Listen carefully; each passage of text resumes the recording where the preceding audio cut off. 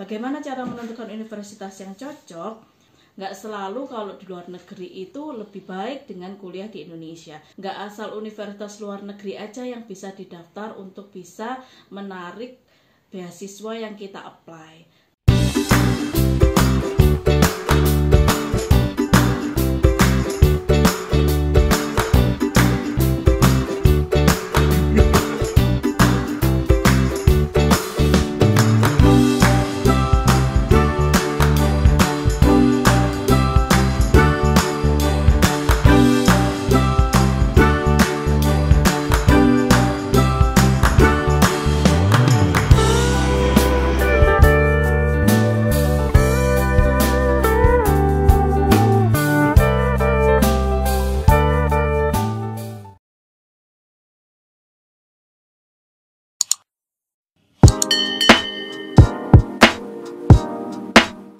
Halo Rek, Assalamualaikum. Ketemu lagi sama Rinda di channel Arek Surabaya nang Belgia. Hari ini aku mau sharing ke kalian tentang tutorial cara daftar kampus di luar negeri.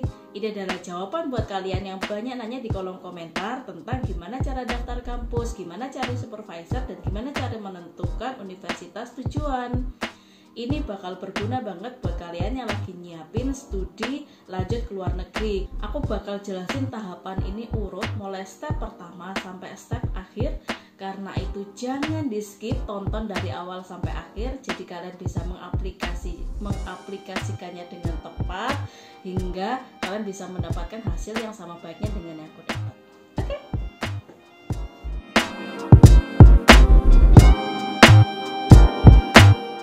Oke, dalam daftar kampus di luar negeri itu emang agak tricky karena nggak asal universitas luar negeri aja yang bisa didaftar untuk bisa menarik beasiswa yang kita apply.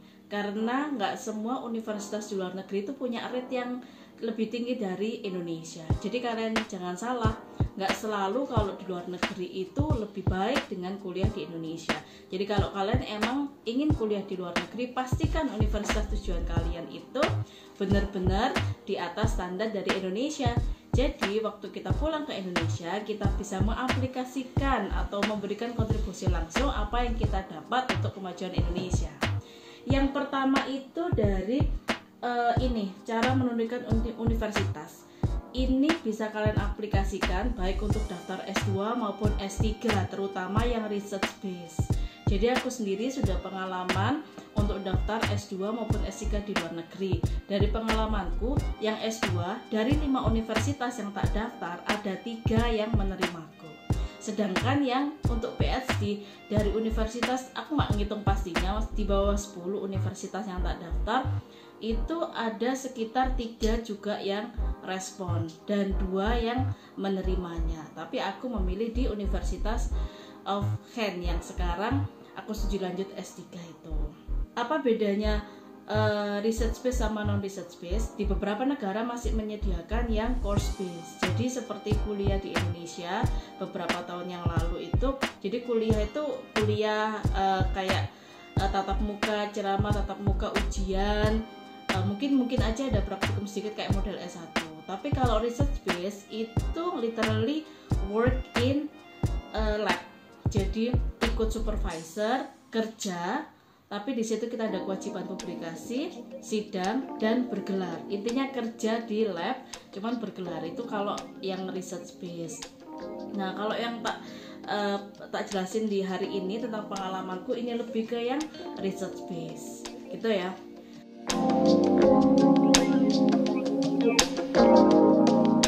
Bagaimana cara menentukan universitas yang cocok?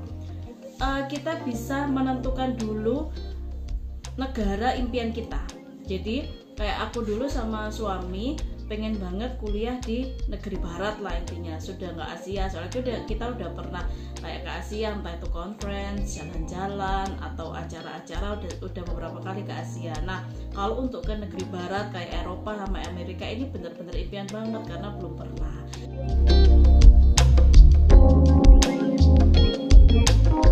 Setelah negara ditentukan, lihat ranking dari universitas-universitas yang ada di negara itu. Biasanya kebanyakan pemberi beasiswa atau di Indonesia yang melihat rankingnya itu dari World QS Rank. Tapi memang banyak sih jenis-jenis ranking yang dipakai untuk peringkat universitas itu. Yang paling umum ya QS itu. Nah dari situ ambil ranking 200 besar. Kenapa 200 besar? Karena Indonesia aja sudah 500 besar.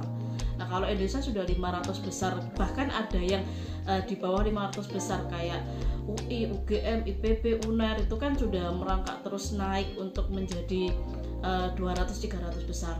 Nah karena itu kita memilih yang 200 besar. Harapannya saat kita lulus nanti, ilmu yang kita dapat itu dan standar pendidikan yang kita dapat saat kuliah di atas rata-rata yang sudah diterapkan di Indonesia.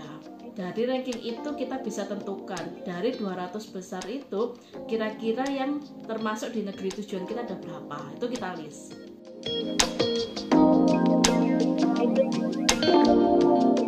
Selanjutnya kita bisa lihat jurusan sama fakultas. Berbeda dengan S1, S1 kan jurusannya udah jelas kayak fakultas kedokteran hewan, fakultas peternakan, fakultas perikanan, dan fakultas hukum segala macam itu benar-benar jelas. Di sini juga fakultasnya jelas. Tapi kalau untuk program research base itu yang kita buru bukan lagi fakultas atau jurusan. Bisa jadi nama fakultas atau jurusannya itu sangat lebar. Kayak yang tak masukin sekarang kan bioscience engineering. Tapi ternyata di dalamnya itu banyak research group yang lebih spesifik. Ada yang tentang agriculture, tentang tanaman, ada yang tentang bakterialnya atau virus, ada yang tentang animal nutrition, ada tentang aquatic. Kalau kita lihat dari jurusan atau fakultasnya kan nggak ada kata-kata animal, aquaculture atau agriculture di situ kan. Tapi ternyata di dalam research base-nya itu ada grup-grup penelitian fokus di bidang tersebut. Nah, yang kita buru di sini adalah grup research itu, yang mana di dalamnya ada supervisor. Dan mencari supervisor pun itu nggak mudah. Kita mencari supervisor itu juga jadi pertimbangan saat kita apply beasiswa, karena pemberi beasiswa juga biasanya selain melihat ranking dari universitas, dia juga melihat impact factor dari supervisor yang kita pilih. Harapannya impact factornya itu di atas dari yang Indonesia punya. Kalau Indonesia kan impact factornya mengacu ke Scopus, publikasi Scopus, itu bisa ceknya di skema GCF. Nanti akan kasih tahu. Yuk sekarang kita langsung aja lihat di screen laptopku gimana cara cari supervisor.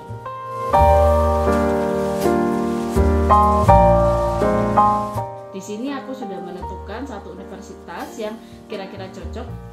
Jadi langsung kita ke laman Google. Google itu kita search dengan keywords universitas yang kita tuju. Dalam hal ini coba aku menentukan yang udah masuk, yang aku pengalaman ya, University of Kent.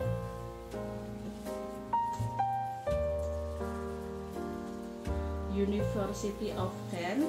Dan kita cari supervisor itu nggak langsung ke supervisor, itu lebih rumit. Jadi cari langsung ke publikasinya. Publication, academic publication.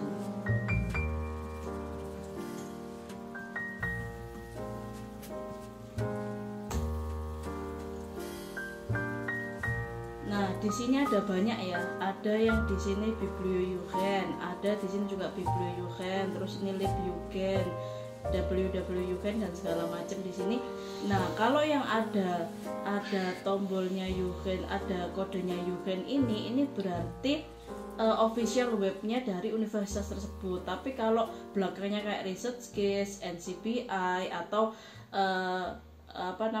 homepage, webpage yang lain, itu berarti website lain. Jadi kita cari yang official webnya, yang page-nya itu dari asli official web dari universitas tersebut. Ini kita langsung ke Ghent University Academic Bibliography. Rata-rata caranya begini, meskipun universitasnya berbeda, tapi it work. Jadi kalian tinggal ganti nama universitas di depannya. Terus akan tampak laman atau halaman webpage yang kalian bisa search dengan fokus penelitian yang akan dilakukan. Dari situ baru kita tahu kira-kira supervisor mana yang cocok dengan penelitian yang akan kita lakukan untuk S2 atau S3.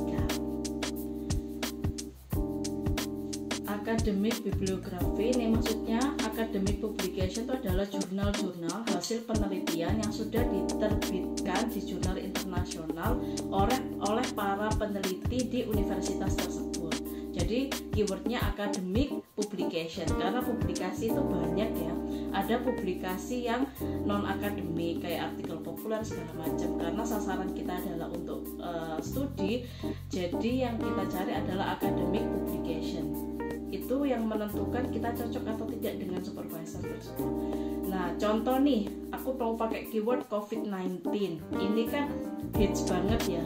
Banyak para peneliti di bidang kesehatan yang ingin meneliti tentang COVID-19 dari segala aspek. Nggak terbatas hanya background kesehatan, background sosial pun pasti juga related dengan keyword ini. Karena kita tahu suatu penyakit itu pun akan mempengaruhi banyak aspek, baik ekonomi, sosial, dan tentunya di bidang kesehatan. Kita keywordnya taruh sini dan kita langsung search publication. Nah, ini udah tampak ya, ada beberapa jenis penelitian tentang COVID-19. Ini pilih satu penelitian yang kira-kira sesuai dengan tema penelitian yang akan kalian ajukan ke supervisor tersebut, karena supervisor pasti melihat kecocokan antara proposal penelitian yang kalian ajukan dengan penelitian yang beliau lakukan di research groupnya. Jadi pastikan itu benar-benar cocok. Kita nggak bisa asal satu keyword aja terus kita main tembak untuk daftar ke supervisor tersebut, nggak bisa. Jadi paling bagus spesifik. Kayak judul yang pertama ini kan sensitivity and specificity 14 SARS-CoV serological assay and diagnostic potential. Nah, ini cocok banget buat teman-teman yang berminat di bidang kesehatan, terutama di diagnostic development. Jadi kayak membuat alat-alat diagnostik. Ini juga cocok lulusan teknobiomedik itu cocok banget. Jadi bisa buat seperti dokter, lulusan teknobiomedik, keperawatan yang fokus di bidang ini, atau juga virolog. Nah, kalau kalian berminat di imunologi, virologi, basic S2-nya di situ bisa milih yang pertama. Terus yang kedua itu online health survey research during COVID-19. Ini lebih ke epidemiologi. Jadi cocok buat teman-teman yang berkecimpung di kesehatan masyarakat. Terus di keperawatan ada beberapa yang juga melakukan online research kayak gini. Ini lebih ke survei. Terus juga di antropologi, biasanya antropologi berhubungan dengan research, tergantung dari health survey-nya yang digunakan seperti apa dan impact-nya. Yang ketiga ini conception of the pathophysiologies of hypoxemia. Ini lebih ke virologi dan imunologi dan efeknya kesehatan. Jadi tentukan. Anggaplah sekarang kalian tertarik di bidang diagnostik, pembuatan alat diagnostik untuk COVID-19. Jadi kita klik yang pertama.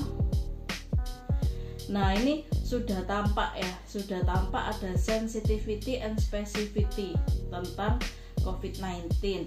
Ini perlu nggak langsung dibaca risetnya? Belum. Jadi nggak usah terlalu detail dulu di sini. Kita cari di sini profesornya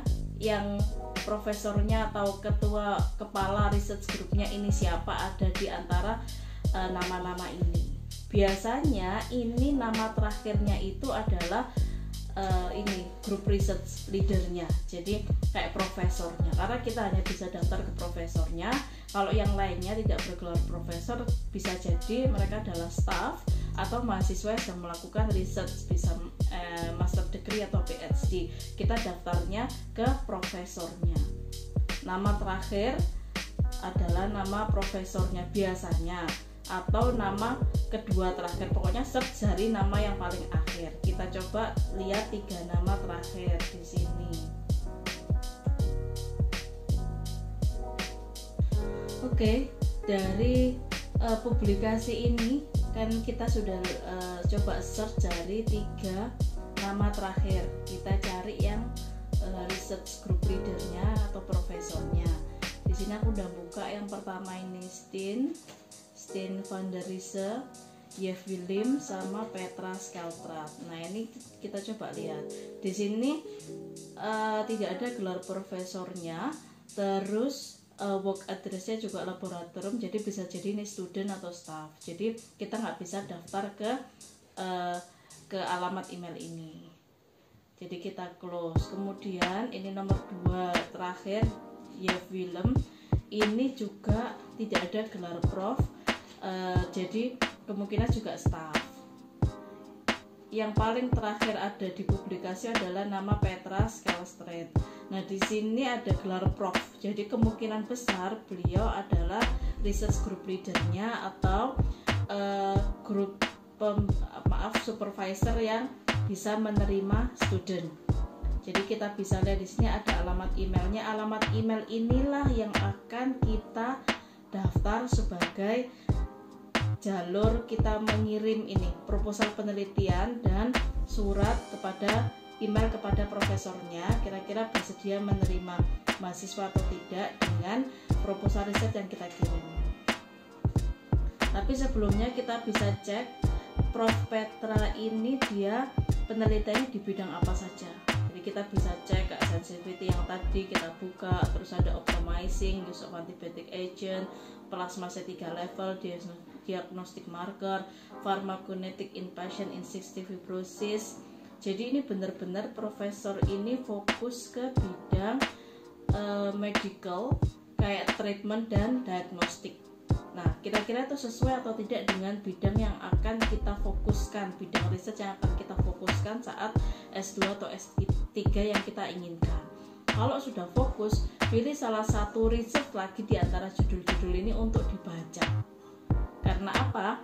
Nanti waktu bikin email, kalian bisa menjelaskan bahwa kalian sudah membaca publikasi yang telah jurnal yang telah dipublikasikan oleh profesor tersebut dan kalian tertarik di bagian mana.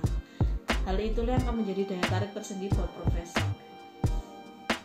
Jadi dari email ini kita bisa mengirim kepada profesornya.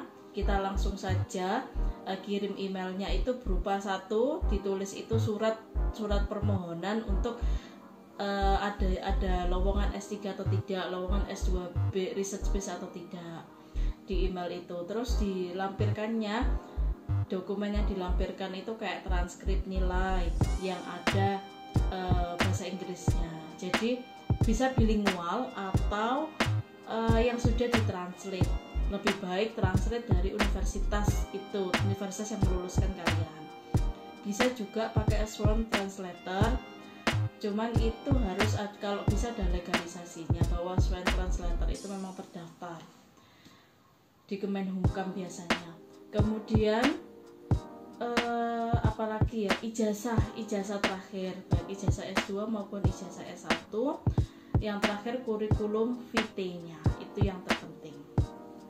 Kalau untuk template emailnya ada trik tersendiri buat menulis email kepada supervisor agar beliau tertarik untuk membaca proposal riset yang kita kirim dan tertarik menjadikan kita sebagai mahasiswa di tim research group timnya itu. Gimana? Cukup jelas penjelasan hari ini? Semoga bermanfaat buat kalian. Untuk detail penulisan email kepada profesornya agar cepat direspon, juga menarik untuk diterima menjadi mahasiswa di universitas tersebut oleh profesor tersebut, aku akan bahas di episode selanjutnya. Kayaknya itu dulu vlog kali ini, kurang lebihnya sepurane sing akeh. Dari Dinda cukup sekian, terima kasih. Assalamualaikum warahmatullahi wabarakatuh. Dadah.